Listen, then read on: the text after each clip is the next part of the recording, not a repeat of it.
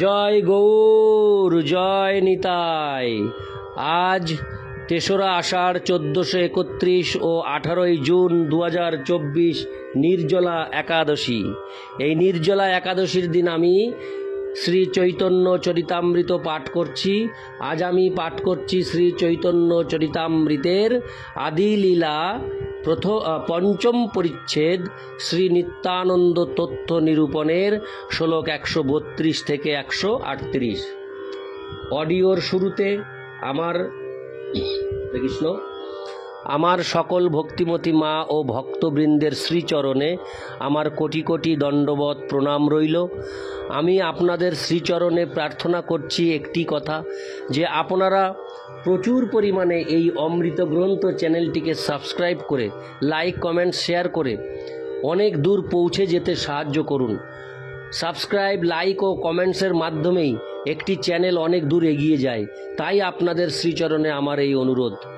আর আপনারা যে যেখান থেকে আমার পাঠ করা এই অডিও শ্রবণ করবেন, শ্রবণ পরিশেষে অবশ্যই সাবস্ক্রাইব করবেন এবং প্রথম থেকে শেষ পর্যন্ত একটুও বাদ না দিয়ে প্রথম থেকে শেষ পর্যন্ত পুরোটা শ্রবণ করবেন।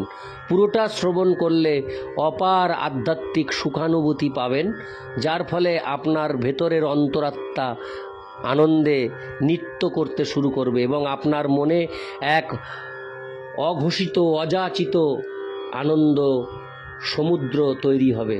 সেই জন্য আপনারা প্রত্যেকেই প্রথম থেকে শেষ পর্যন্ত অডিওটি শ্রবণ করবেন। নারায়ণ হে নারায়ণ, ভবভয়হরণম নারায়ণ।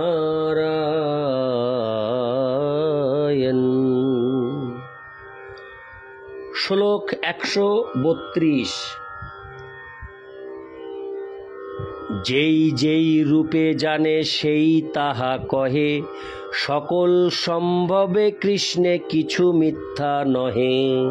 শ্লোকার্থ: যিনি যেভাবে শ্রীকৃষ্ণকে জানেন তিনি সেইভাবেই তার কথা বলেন। শ্রীকৃষ্ণের পক্ষে সবই সম্ভব, তাই তা মিথ্যা নয়। তাৎপর্য: এই সম্পর্কে হায়দ্রাবাদে যখন আমরা হরে কৃষ্ণ মহামন্ত্র প্রচার করছিলাম তখন আমাদের দুজন সন্ন্যাসীকে কেন্দ্র করে একটি ঘটনার কথা উল্লেখ করা যায়। তাদের একজন বলেছিল হরে রাম বলতে শ্রী বলরামকে সম্বোধন করা হচ্ছে, আর অন্য একজন প্রতিবাদ করে বলেছিল যে হরে রাম মানে হচ্ছে শ্রীরামচন্দ্র। অবশেষে তারা তাদের সেই তর্কের সিদ্ধান্ত জানার জন্য আমার কাছে আসে এবং আমি বলেছিলাম যে কেউ যদি বলে হরে রাম, এর রাম হচ্ছেন শ্রীরামচন্দ্র, আর কেউ যদি বলে হরে রাম, এর রাম হচ্ছেন শ্রী বলরাম, তাহলে তাদের দুজনেই ঠিক। কেননা শ্রী বলরাম ও শ্রী রামচন্দ্রের মধ্যে কোনো পার্থক্য নেই। শ্রী চৈতন্য চরিতামৃতের এখানেও দেখা যাচ্ছে শ্রীল কৃষ্ণদাস কবিরাজ গোস্বামীও সেই সিদ্ধান্তই করেছেন। যেই যেই রূপে জানে সেই তাহা কহে, সকল সম্ভবে কৃষ্ণে কিছু মিথ্যা নহে। কেউ যদি হরে রাম মন্ত্রে রামচন্দ্রকে সম্বোধন করেন অথবা রামচন্দ্রকে বোঝান, তাহলে তা ভুল নয়। তেমনি কেউ যদি বলেন যে হরে রাম মানে শ্রী বলরাম, তাহলে তিনিও ঠিক। যারা বিষ্ণু তত্ত্ব সম্বন্ধে অবগত তারা এই সমস্ত বিষয় নিয়ে তর্ক করেন না। লঘু ভাগবতমৃত গ্রন্থে শ্রীল রূপ গোস্বামী শ্রীকৃষ্ণকে বৈকুণ্ঠ লোকে বাসুদেব, শঙ্কর্ষণ, প্রদ্যুম্ন ও অনিরুদ্ধ রূপে প্রকাশকারী নারায়ণ এবং ক্ষীরোদকশায়ী বিষ্ণু উভয়ই বলে বর্ণনা করেছেন।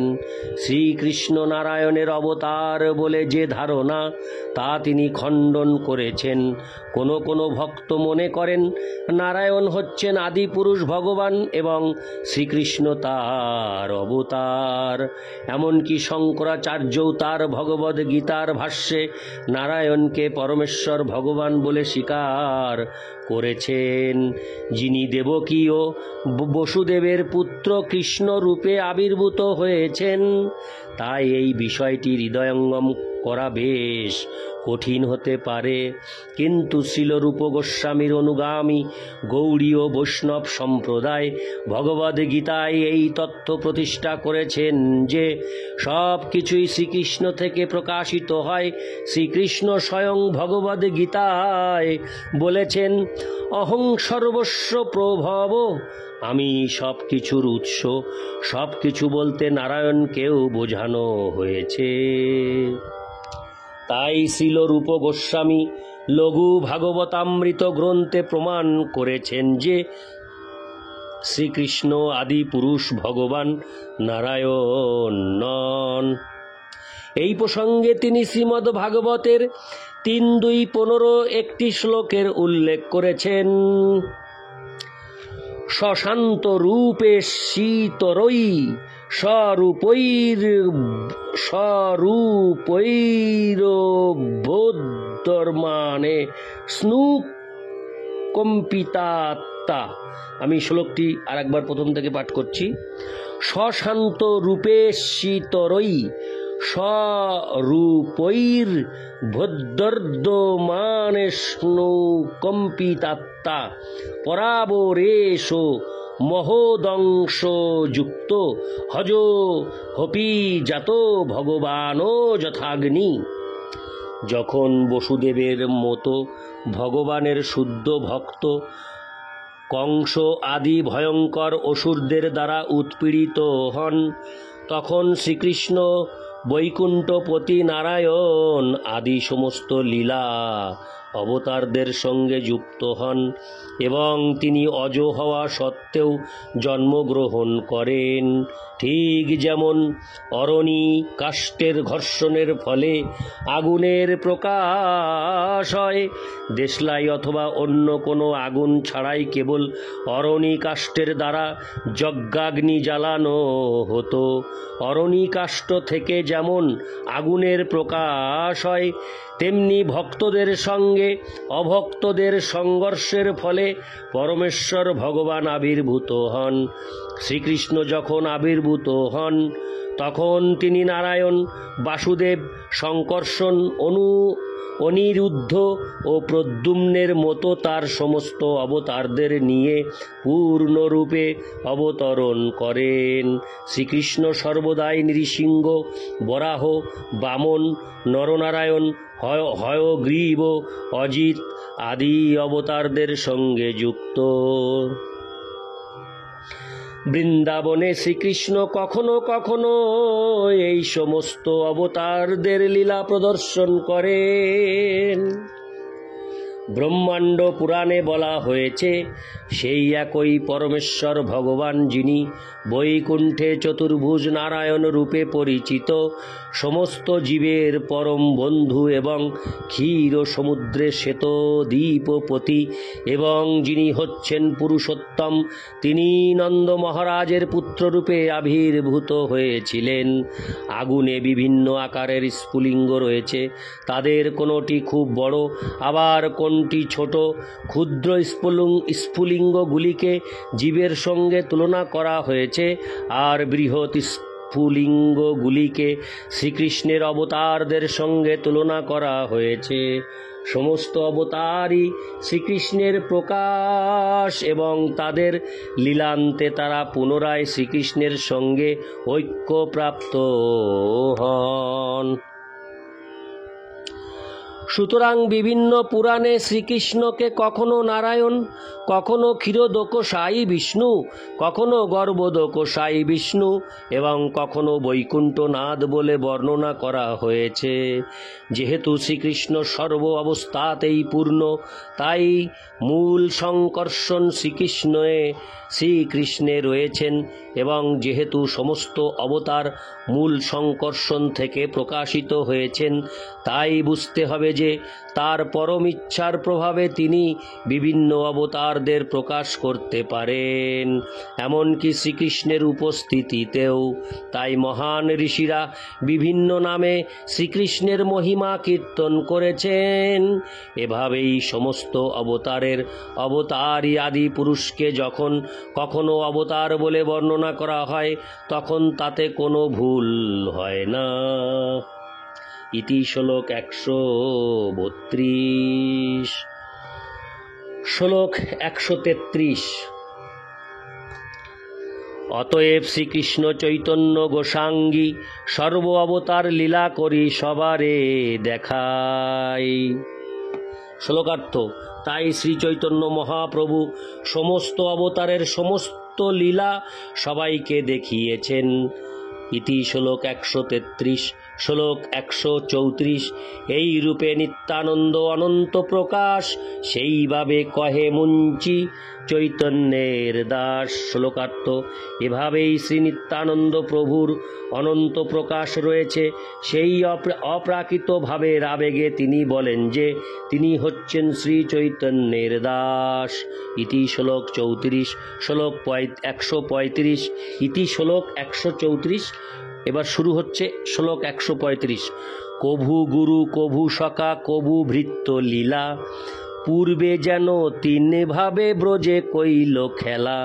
শ্লোকার্থ: কখনো গুরু রূপে, কখনো সখা রূপে এবং কখনো ভৃত্য রূপে তিনি শ্রী চৈতন্য মহাপ্রভুর সেবা করেন।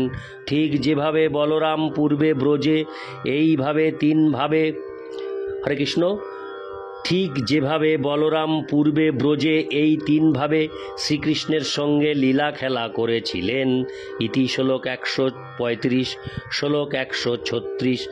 বৃষ হঞ্জা কৃষ্ণ সনে মাথামাথি রণ, কভু কৃষ্ণ করে তার পাদ সম্বাহন। শ্লোকার্থ: বৃষ হয়ে কখনো শ্রী বলরাম মাথা দিয়ে শ্রীকৃষ্ণের সঙ্গে লড়াই করেন, কখনো শ্রীকৃষ্ণ বলরামের পাদ সম্বাহন করেন। ইতি শ্লোক 136। শ্লোক 137। আপনাকে ভিত্ত করি কৃষ্ণে প্রভু জানে, কৃষ্ণের কলার কলা আপনাকে মানে। শ্লোকার্থ: তিনি নিজেকে ভিত্ত বলে মনে করেন এবং শ্রীকৃষ্ণকে প্রভু বলে জানেন। এভাবেই তিনি নিজেকে শ্রীকৃষ্ণের কলার কলা বলে মনে করেন। ইতি শ্লোক 137। শ্লোক 138। বিষায়মান্নৌ নর্দন্তৌ যুযুধাতে পরস্পরম, অনুকৃত্য রুতৈর্জন্তুশ্চেরতু প্রাকৃতৌ যথা। ইতি অনুবাদ 138-এর অনুবাদ। সাধারণ বালকদের মতো তারা দুই ভাই বৃষের মতো গর্জন করতে করতে পরস্পরের সঙ্গে যুদ্ধ করতেন এবং কখনো কখনো তারা বিভিন্ন পশুদের ডাকের অনুকরণ করতেন। তাৎপর্য: এই শ্লোকটি ও পরবর্তী শ্লোকটি ভাগবত, এই শ্লোকটি ও পরবর্তী শ্লোকটি ভাগবত 10, 11, 40 ও 10, 15, 14 থেকে উদ্ধৃত। ইতি শ্লোক 138। অডিওর পরিশেষে আমার সকল ভক্তিমতী মা ও ভক্তবৃন্দের শ্রীচরণে আমি দণ্ডবত প্রণাম জানাই। আপনারা সকলে সুস্থ থাকুন, ভালো থাকুন, সুন্দর থাকুন এবং প্রতিনিয়ত এই অমৃত ধর্মগ্রন্থ শ্রবণ করুন। আপনারা যাতে সুস্থ সুন্দরভাবে এই অমৃত গ্রন্থের সমস্ত অমৃত পাঠ শ্রবণ করতে পারেন, আমি তার জন্য ভগবানের কাছে প্রার্থনা করব যে আমার যারা ভক্তবৃন্দ রয়েছেন এবং যারা পৃথিবীতে যারা মানব জাতি, পশু জাতি, জীবজন্তু সকলে রয়েছেন, সকলকেই ভগবান শ্রীকৃষ্ণ তুমি কৃপা করো যাতে সকলেই সুস্থ সুন্দর থাকতে পারে।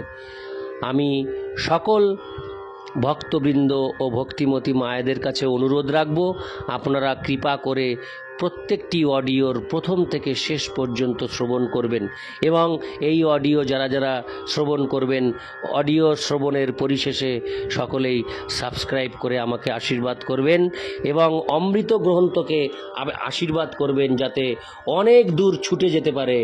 আপনাদের সাহায্য ছাড়া, আপনাদের আশীর্বাদ ছাড়া অমৃত গ্রন্থ একা কখনোই যেতে পারবে না। তাই আপনারা সকলে প্রচুর প্রচুর পরিমাণে আশীর্বাদ করুন, পাশে থাকুন, যাতে অমৃত গ্রন্থ দ্রুত গতিতে সারা পৃথিবী পরিভ্রমণ করতে পারে। হরে কৃষ্ণ